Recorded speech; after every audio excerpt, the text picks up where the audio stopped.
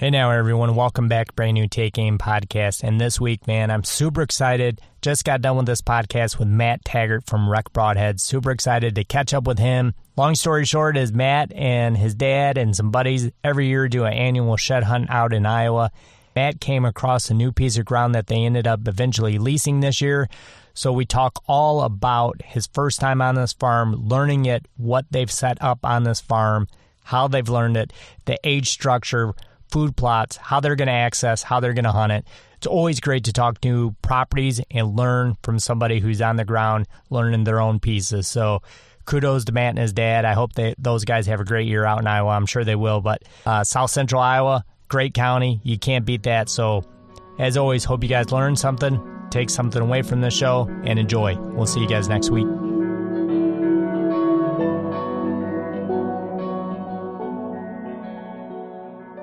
All right, guys, we are live, brand new Take Aim podcast, and always excited to get a new show out, and always excited to talk some deer hunting, and excited to have Matt Tagget back on the show from Rek Broadheads. And Matt, what's happening? How's it going, man? Glad you asked me to come back on the show. It's been a while since we've chatted, and looking forward to talking some deer. Yeah, heck yeah, man. I was actually getting real excited about, like, I was watching you pretty much on your social media, and you're out in Iowa, and I was supposed to go to Iowa this year, and you kind of got me pumped up with all the work and, you know, as you called it, the summer grind, you know, those long, hot summer days, and you're putting in time and sweating, and none of it's fun, but you love to do it. Yeah, it was a hot year or hot summer down there. I mean, it's still quite warm, but we were down there doing some work here a few weeks ago, and there was a heat index of like 105. I mean, you've got to love this stuff to be out working in that, but my friend Tyler and I worked the whole weekend down in Iowa and Missouri, getting everything ready. And I know I chatted with you the last time a few months back, and you were supposed to get your Iowa tag this year. And just talking before we hopped on this, it sounds like you had a little hiccup in that this year, huh? Yeah, man, it stinks. You know, I was super excited because I had plenty of points to draw. Like, I mean, 100% I'm guaranteed to draw anywhere in the state, best zone, any weapon. So I'm good to go. But, you know, because of the whole COVID deal, and Michigan we were really shut down, locked down, so to speak, and the state just didn't have enough employees to, you know, give me the proper, you know, Iowa wants you to have a hunter safety certificate, and the state here just, you know, Michigan couldn't make that happen for me. They couldn't locate me in the system. It was honestly like probably 1989 when I took a hunter safety course. So of course I don't have that little, you know, piece of paper hanging around somewhere. And I found a different avenue. I ended up finding my hunter safety number, called both Iowa, called the state of Michigan again, talked to both DNR officers, trying to coordinate what we could do to make it work. And ultimately, the guy in Michigan just didn't feel comfortable doing it and basically wants me to take a re-hunter safety certificate course. And, you know, I couldn't fit 16 hours in a weekend. And on top of that, that was online, and you still had to do the field day stuff, like go shoot a gun or do whatever. Right. And that wasn't even open. So I just basically had no way to do it, and they offered me a hunting master class to go do down in Detroit, and they didn't even have that open. So just every avenue I kind of just got kicked around and ultimately didn't get to put in. So that's a bummer, but I was trying to live through you, man, because you were, I know, like all the way back, I remember watching you go down to shed hunt, and now you're doing summer plot work. So fill us in on what you got going. Yeah, that's extremely unfortunate there. I know COVID has really messed up a lot of people's hunting plans and stuff. I've even been talking to some outfitters out there in Iowa, and they had people cancel early on this year that they had hunts already, you know, booked and had their deposits down, and they canceled just because they didn't know how things were going to play out this year, and if non-residents were going to be allowed in the state, or what was going to happen. But this year, my dad and I picked up a new property down there. It's a 160-acre piece, and he's drawing his first Iowa bow tag. So we went down, and we actually picked this chunk up after shed season. So some friends and I were down shed hunting some other properties that we had permission to, and my friend Hunter's place, and even some public land and stuff, and did pretty well in shed season down there. I think we found like 38 or 39 antlers in a weekend. We put on a ton of miles, had a lot of fun. A lot of antlers. But yeah, we found Yeah, it was pretty cool. We got them all. We got a picture of them all sprawled out on a table. We always rent this Airbnb. We're down there, and that was definitely the most we've found in a spring, or I guess in one weekend anyway. So that was pretty cool. But we ended up picking up this new property.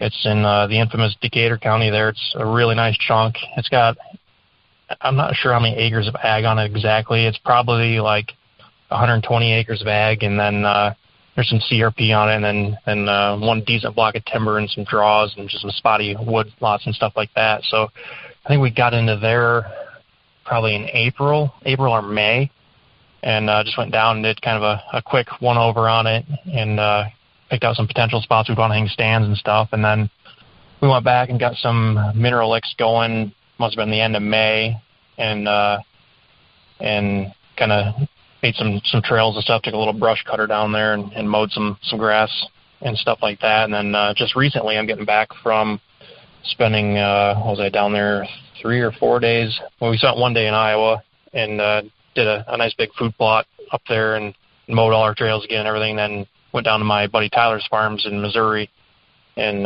put a bunch of food plots in there. So just trying to go through all the motions, getting everything ready for season, getting a new farm ready to hunt. We got our stands hung. We're kind of at the point now where we can relax the rest of the year and just watch trail cameras and hope it goes well, I guess. Matt, it sounds like, and correct me, whatever, if I'm wrong, but so you guys ended up picking up this place while you were down actually shed hunting somewhere else?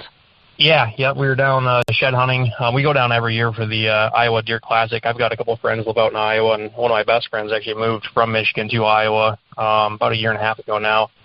And we go down there every year. It's been a tradition. We just go down and shed hunt, and we got permission to like a 480-acre chunk of private land. And then my buddy Hunter, he has a couple of nice farms over down in southern Iowa, and this year he actually took us on his farms, and we shed hunted with him, and then we did some state land, and we found this piece when we were down there. However, during shed season, however, we were not able to get on it until it was like April or May. It was the next trip down that we actually were able to set foot on it.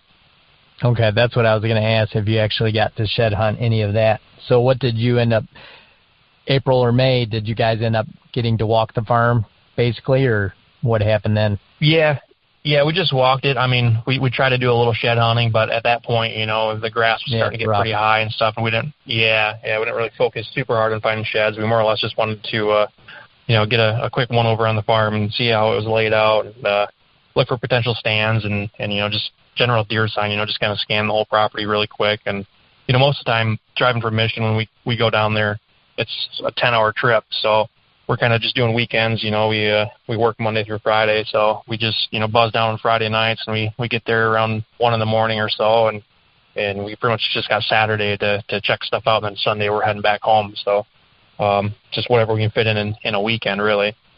Yeah, it is quick. I know it's hard. I've done that, to Missouri and back several times, so I know exactly what you're talking about. It's never fun, but it's just a necessity. You have to do it, but it's obviously time well spent. But when you guys got to walk that property, Matt, how's it lay out? Like, and what did you kind of get a gut feeling on when you walked it? So our initial walkthrough on it, I mean, there was from the road, it's kind of nice because there's some hills and you can't really see a lot of the property. It's really secluded. Nice. Yeah, all the timber is really pretty much secluded. There's one little bedding thicket right up on the road, but I mean, it's so thick where nobody's gonna see into it or anything like that anyway.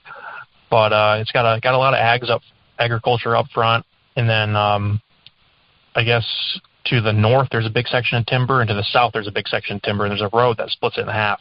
And we pretty much just have the timber draws that come in off the big timber onto us, and there's I think two big ditches on it, and then the southern half of the property is kind of more bedding, more thick stuff. We're not really gonna hunt over on that end a whole lot, but there's some nice big draws on the north end. I mean, the runways going through there were just beat down. I mean, it's definitely a highly traveled area, and there's a lot of deer running that neighborhood for sure. It's in a very highly managed neighborhood, I guess.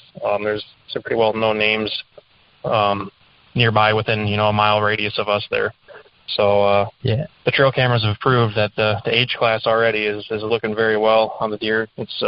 It's always, tricky figuring out your first year on a farm, trying to figure out, for one, what kind of deer are living there, Two, how do they use the land? We've ran a bunch of cameras on it all summer and have a fair idea of how the deer are using the land, but I don't think we're actually going to know how they're moving through there until we sit on it, for the first time in the fall.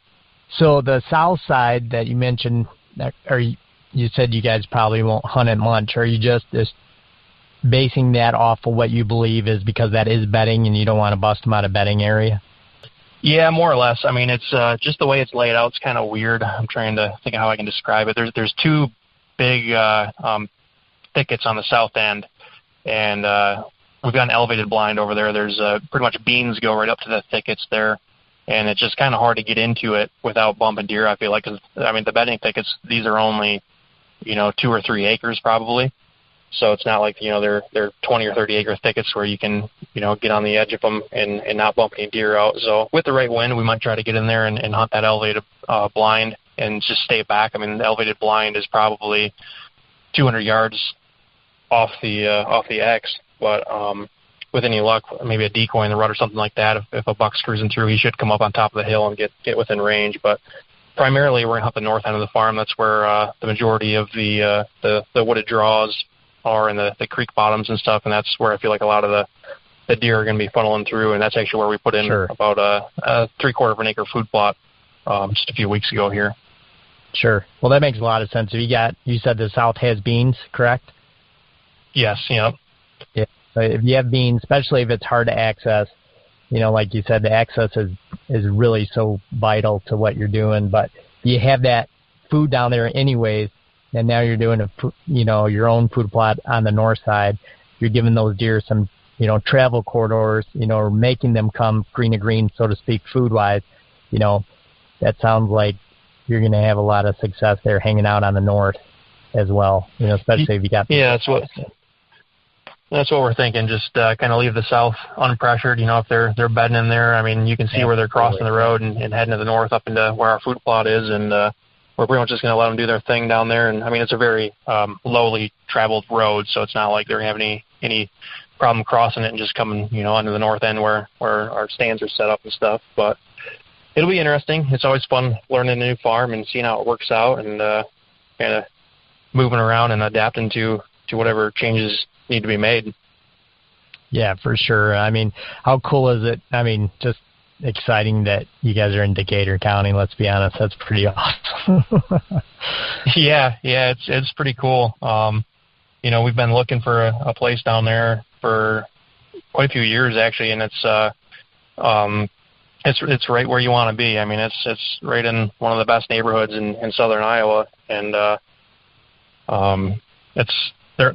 Property down there is hard to find. This is just a leased property, and it's very hard to come across a chunk of land in that area. So it's something we're going to try to keep long term, and get a long term lease on it.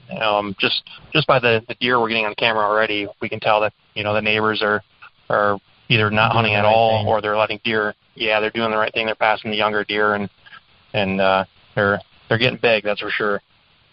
So tell me a little bit, Matt. How did you go about working your cameras for this summer on a new piece? Did you do a lot of field edges, or did you mostly do some mineral sites, or what gave you that, basically your new MRI? I did a little bit of both. So I've always put my mineral sites down in the timber, kind of, heading back towards their bedding areas and stuff, and it just seems like they're more comfortable on a mineral site, and not. I guess it depends on the property, but I've always had really good luck with getting mature deer in daylight hours on mineral licks down in the timber and the thickets and stuff.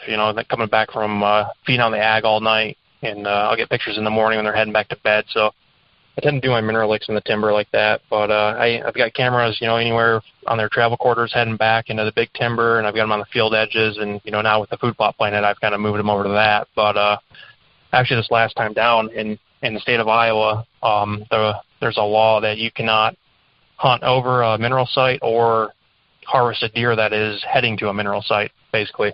So I've pretty much shut down the mineral sites and pulled the cameras off from those and more towards where we're going to hunt this fall, and kind of just transitioning more towards where we plan on hunting, just because we living so far away, it's not like I really don't know the next time I'm going to get down there to be able to do that. You know, they're still in their summer patterns, and it's a little early to switch over to the fall, but I don't know if I'll be back down until October, you know, at this point. So just kind of getting everything set up for the fall. Yeah, exactly. No, I know it makes it hard for sure. And that was kind of the next question I was going to ask you is, are you by chance running any cellular cams?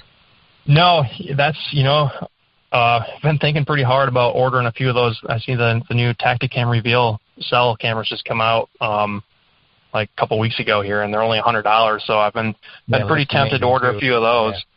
Yeah. From what I'm hearing, everyone's having really good luck with them, and you know, service is kind of spotty down in that part of Iowa, at least for Verizon. That's the carrier I use, and you pretty much are limited to, you know, having cameras up on the hilltops. But I'm probably going to end up getting one down there just to try it. But for now, they're all the old school cameras, I guess, non-cellular. Yeah. No, I'm actually invested in one, and I should have it hopefully this coming weekend. So by like Monday, I should have it. So that will be pretty cool. I'm pretty excited about that. But I think it will be, you know, a great tool, and like you said, especially when we run trail cameras, we know that it's just telling you a deer is there, but sadly that's already history. He's already walked through there.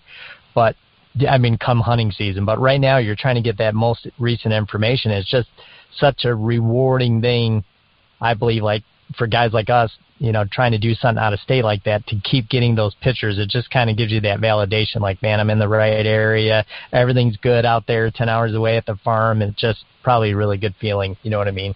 Oh, yeah. It kind of gives you that peace of mind, too, you know, and, you know, you can work against trespassers and all kinds of, there's so many benefits to it. And, you know, we're probably going to get one put on that food plot just because, you know, the fact, like I keep saying, you know, living so far away, you know, our time's kind of limited to get down there. But, you know, we're planning on doing a 3 or 4 day weekend in October, and we're just kind of playing it by ear here to see, you know, when we want to time it out with the first big cold front in October. And, you know, that along with, you know, having a cell phone camera to see, you know, if a deer is frequenting the plot, you know, that we want to harvest or go after.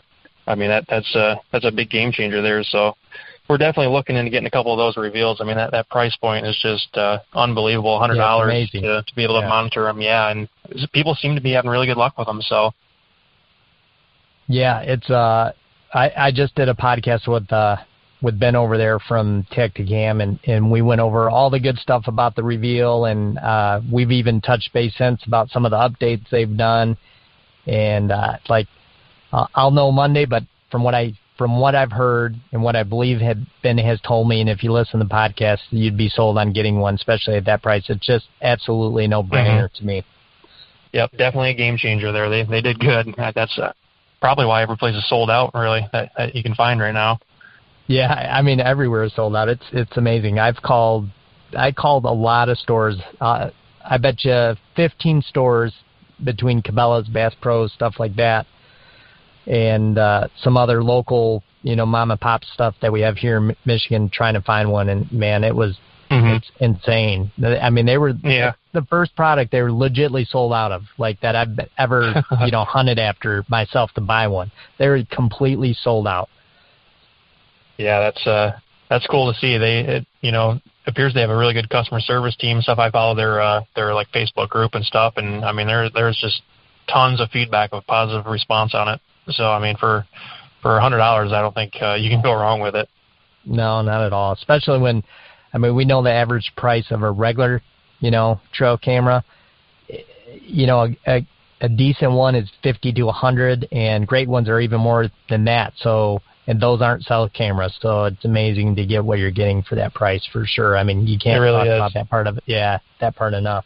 But moving on, like your food plot, man, what did you guys end up planning, and what gave you the idea that, like, hey, we need the food plot here? Was it based on you guys just picking out the right tree first, or was it just finding a really good travel area and some decent soil?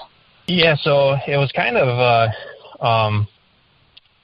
a mix of, I guess, the biggest reason we put the food plot where we did is because it's there's, like, on the northern end of the property, there's a western, I guess I'll call it a vein of timber, or a draw. Then there's an eastern draw. And they don't connect, but they come pretty close to each other. And those deer, you can tell by the runways, they travel between the two quite frequently. And it's super easy to access off the road. We don't the deer bed to the west and to the south, so we put our food plot over on the east side to where we can access into it, and we're not going to bump any deer out. We've got a great wind, and we know the deer are going to be running that draw, especially during the rut. Early season, I'm thinking we might get lucky and catch one. There's a few good deer bedding down in this draw right now throughout the summer, which I know is going to change because it's not very thick, and they're just bedding there and feeding up into the beans in the evening. We've watched them a few nights, but I expect that to change in the fall, but I know they're still going to travel through there, and it's just going to be a good spot, really in the rut when the bucks are cruising through, just to buzz through there and check for a hot doe and head onto the big timber. There's just so much connectivity on the farm. Without showing you a map of it or an aerial, it's hard to describe, but it should be a pretty good spot where, there's going to be some bucks checking it just constantly, and, maybe early season we'll get something to bed close to it and be able to get them on some sort of a pattern and get in there and get a shot off. But we planted a radish and brassica mix. We've had good luck with radish here in Michigan in the past. Honestly, early season all the way through, into till they eat it off. It's hard to beat a good radish plot, it seems. Yeah, no, that's really good. Yeah, they do seem to really like that, that's for sure. And it's one of those things, I don't know, Matt, your area where you guys hunt up there, but, down in southern Michigan where I hunt, which is 2 hours southwest of where I live, but it just seems like there's so much ag that they're really finicky about food plots. And, if it's like not a clover or a very good turnip, I've just not had a lot of luck on it. But I would assume in Iowa that anything green down there, the deer just seem to love for whatever reason. Yeah, I mean, it seems that way from everybody I've talked to. I've got some friends that are locals down there, and that's kind of what they recommended planting as well. And, we've leased land out that way, Missouri and Iowa for, probably 5 or 6 years now, it seems like. And this is actually the first time we've gone through the trouble to haul a tractor down there and, do the work to put food plots in and stuff. So I think that's going to be the difference that's going to hopefully give us an advantage on the deer. We always get, on any farm we hunt down there, we always have nice deer to go after every year, but getting them on a predictable pattern is sometimes a little tough. And I'm thinking a food source like this might just be that extra ticket that sets us up well. Yeah. How big of a plot did you guys end up doing? It's probably about 3/4 of an acre. And it's tucked right in next to that timber draw like I was talking, and then there's probably 60 acres of corn, standing corn there. And I'm hoping, who knows how early they're going to take it off, but if that corn stays up during the rut, it's going to keep it super secluded. Yeah, it sounds like it. So from that edge of that food plot, where are you guys looking at in that draw? Where's your stand set up, and basically how far away are you? So we've got 2 stands on that plot, actually. We've got a double tree stand set hung in a tree on the northeast corner to, hunt on any kind of south wind, basically. And it's just going to blow our scent out over a cattle pasture, which will be, really ideal. Yeah, about and perfect. Then we've got yeah. And then we put an elevated platform up on the southeast corner, in which we're going to just go pop up a pop-up blind tied onto there for anything north kind of wind or even west wind will hunt good out of that. So we should have it covered for any wind there. And there's, I know it's summertime, so it's you like to see the pictures, but you don't want to get too excited because so much changes from now until October. But there's a really good deer coming through there every few days right now that if he can just keep doing that, another 2 months here or whatever it is, it's going to be good. Yeah, I know it's hard. You want to get excited about it, but there's always that possibility that come Labor Day weekend, it just seems like every year those bucks, the velvet comes off and they get crazy and they disappear, and then you just hope again, like come late October, getting close to Halloween, one or two of those good ones that disappeared shows back up on a scrape somewhere near one of your sets. Because it does seem to happen, every year. It's like, they disappear and then they like to come venture back. But sometimes they don't, but, it does drive you crazy when they disappear like that, because you're just like, golly, what the heck? Where'd they go and what are they doing? Yeah. It seems like as soon as they shed velvet, they get weird and they venture off, into their fall ranges or whatever they do. It seems like you lose a few deer hang around, and sometimes you gain a few deer as well. So you never really know what to expect. I mean, it's definitely cool to see the pictures, but to get super excited about them this time of year is almost setting yourself up for failure. I don't know. I mean, you never know. You never know what to expect. No, you don't. I always get super excited when I get a nice one in velvet, and then, like, I just always say to myself, the real work begins after Labor Day, trying to relocate him again, because that's just the truth. Like, I mean, he might just be 150 yards, but, obviously if you keep doing the same thing, you get the same results. So if you don't get out there and take a chance, move those cameras, you're not going to get that, information again. But they definitely get, they get a different sense about them, as soon as that velvet comes off, no doubt. Yeah, absolutely. Well, one thing I did pick up on what you said about those draws, it sounds like and a lot of things sort of connect on your property. And when you think of ideal situations like that, from Illinois to Missouri, Iowa, like, those are always the farms that I look at and kind of drool after, like, because you just know that those draws like that, coming from big timber to draws to feed to ag, that just means you're going to have movement somewhere. You're going to have deer that are going through travel corridors, north, south, or east or west to bed, or whatever the situation is. But I'll take stuff like that over giant 1,000-acre blocks of timber any day of the week.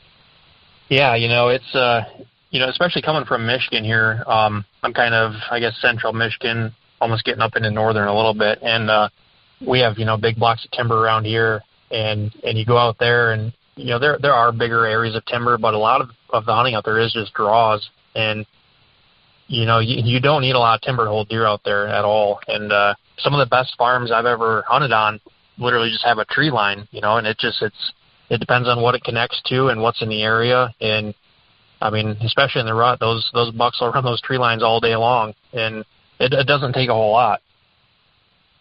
No, it doesn't. It's crazy, and they get.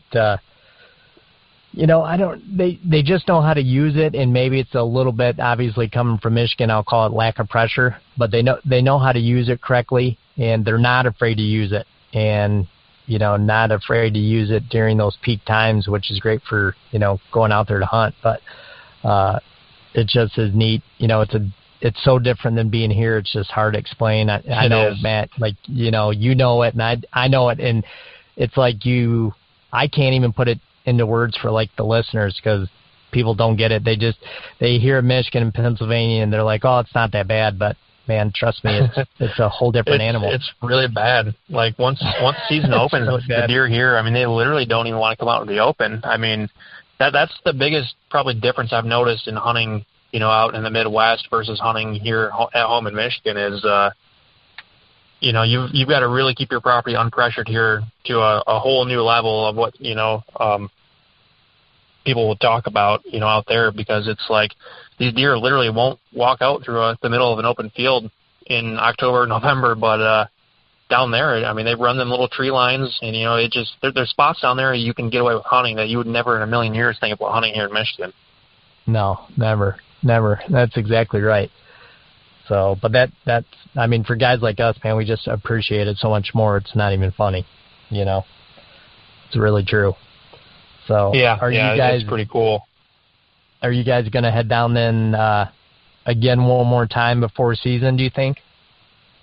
Yeah, we're going to go down one more time and just, the stands are all hung. The only thing I've got to do is set a blind up on that platform I mentioned there, and pretty much just, freshen up the batteries and the trail cameras, and that's it. And we're ready to hunt. That's what is it now? It's the second week in August, and I'll be heading to North Dakota here in 3 weeks, and pretty much right after that, I'm gonna stop down to Iowa and make sure everything's good to go, and from there on out, we're going hunting. Man, that's awesome. So what are you doing in North Dakota? That'll be my first hunting trip of the year. Their season comes in September 4th, I believe. It's the 4th on a Friday there. That'll be our first trip, wow. and we've been doing that for 5 years now. That's always a fun hunt. No, that is, like, I've always wanted to go out there and do that hunt as well. I know it opened early. I didn't quite, for some reason, I thought it was mid-September, but that's awesome that it's that early. But, yeah, you see some of the footage coming out of North Dakota, even South Dakota, but North Dakota, and, it's beautiful, and those deer are just, super pretty, and the terrain is so different. It just looks like an awesome place to, go hunt. It's like if you're a bow hunter, it's one of those places that's got to be on your hit list. Yeah, it's pretty wild out there. I know, we were just talking about kind of hunting deer out in where it doesn't take a whole lot of timber, and that's taking it to a whole new extreme out there because, I mean, there is literally hardly any trees out there at all. There's no real big blocks of timber. I mean, there might be a tree line or an old homestead that's grown up that has some trees growing in it, but I think 5 years ago it was my first year out there. We had never been there, didn't know where we were going really. Kind of got a tip from one of the local guys here that owned a house out there. And we drove out there through the night, showed up there in the morning, and went to one of his pins he dropped us, and we all kind of just looked at each other like, what in the hell are we doing? Like, there are no deer here. There's no way deer actually live here, There's just nothing. And sure enough, I mean, you sit there in the last hour of light, and these deer just start popping up out of nowhere, and they feed on the beans all night, and it's pretty crazy. It's a different style of hunting for sure. Yeah, it is, for sure. Well, that's awesome, man. Well, good luck with that, and hopefully you shoot something. We can get back on the podcast, talk about that hunt as well. Yeah, that'd be cool, hopefully. Yeah, for sure. But I'm definitely excited about, your Iowa piece, and I'll be following along with you. And, again, hopefully you and your dad this year and you next year, but I'll be excited to kind of follow along the journey on a new farm and see how you guys do. Yeah, I'm pretty excited for my dad to get down there. This will be his first ever bow tag, and I know he's pretty excited. He's getting old. I think he's going to be 59 this fall, so chances of him drawing another Iowa bow tag are, I mean, who knows? By the time then he might not even be bow hunting. I don't know. He's getting up there in age, so it'll be cool to be down there in October, November with him, and hopefully watch him wrap his tag on an Iowa giant. But I don't know. That's at this point, I'm kind of starting to think I just need to move out there because I spend enough time there, and it takes so long to get a tag. I don't know. That's it's been on my mind lately. Yeah, I know. It's on my mind all the time, and I haven't even got to hunt there once yet. So yeah, it is on my mind, though. I know, like last year we went to the Iowa Deer Classic, and I probably walked right by you or didn't even know you were there. But, yeah, it just blows my mind. It's so different, and we go down and we've done the same thing, shed hunted a couple, pieces of ground out there in March, and man, it just is so different. Like it's so underrated just how beautiful the state is for one, and just the deer habitat is so insane. And like you said, just anything you walk into looks like nothing, and you'll see a rub that's the size of a telephone pole. I mean, it's just insane. Yeah, it's just. Yeah, I don't know. I can't wait to get out of here and get over there. Yeah. That's every time I head out there, I just can't wait to get back. It's if you're a diehard bow hunter or deer hunter or whatever. I mean, there's a lot of good states across the Midwest to hunt, and they're all unique and good in their own way. But I truly believe there's no place that tops Iowa. I mean, it's unreal. No, it is unreal for sure. I mean, what I've seen of it, it's unreal. And like I said, God willing, next year I get my tag, so I'll get to experience it. But, I have hopped around every good Midwest state around it, and they're all, gems too. But, there's just something a little bit different about Iowa, and, I've been on some ground that it basically touches Iowa, out in Missouri, and it's awesome too, and it would blow your mind. And, but it's just, maybe it's that thing. It's just because I haven't done it yet. It's the sweet nectar you haven't tasted, but that just spending time there and walking it and seeing some of the deer and some of the deer at the show, man, it just is freaking mind blowing. Yeah, it's definitely crazy. I mean, the amount of 200-inch deer that come out of the state of Iowa every year. I mean, I don't know the exact number, but it's got to be right up there with. Number one. It's crazy.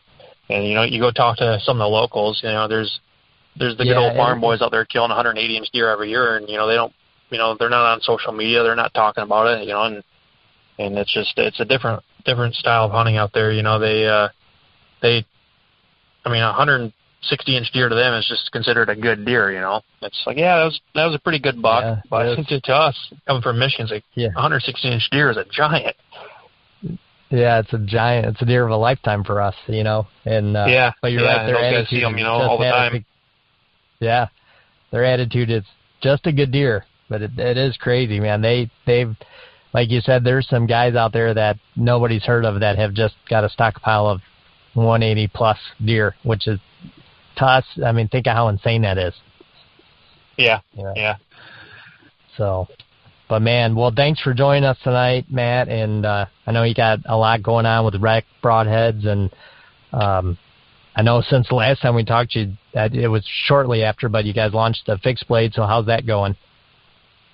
Good, yeah. That's we were in the works of that, I think, the last time we talked. And I'm not sure if I mentioned or not. Things, legally were kind of a little hush-hush around that time. And, we got it worked out. But, yeah, that was kind of a cool launch there where, we got the expandables where you can now just pull the blades out and switch fixed blades into it.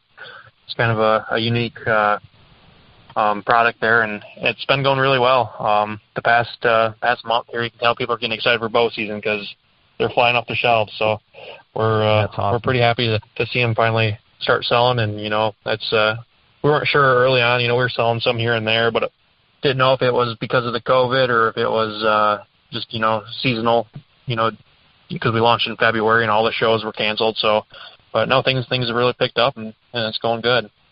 Yeah, that's good to hear. And as a business owner myself, I can tell you firsthand, what a horrible time it was for guys like me and you to be doing our own thing and during COVID, because you can't get a grasp on the reality of what business is really doing.